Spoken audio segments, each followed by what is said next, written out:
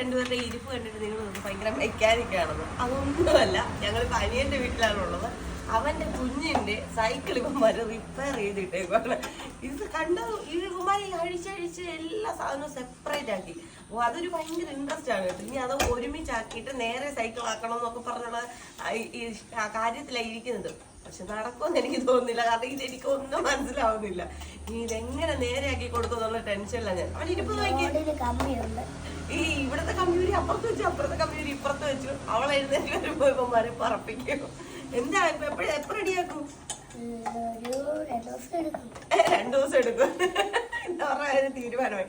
അപ്പൊ ഇങ്ങനെ ആരെങ്കിലും ഇങ്ങനത്തെ സിറ്റുവേഷൻസ് നമ്മുടെ കുഞ്ഞുങ്ങൾക്ക് ഉണ്ടാവുന്നതല്ല, അവരുടെ സ്കിൽസ് ഇമ്പ്രൂവ് ചെയ്യാൻ നല്ലതായിട്ട്. കാരണം ഒരു സാധനം ഊരി അതുപോലെ ഫിറ്റ് ചെയ്യാൻ പറ്റുന്നതൊക്കെ നല്ലൊരു കാര്യമാണ്. അപ്പൊ ഇതുപോലെ ആരെങ്കിലും അനുഭവിച്ചിട്ടുണ്ടെങ്കിൽ ഉറപ്പായിട്ടും പറയുക.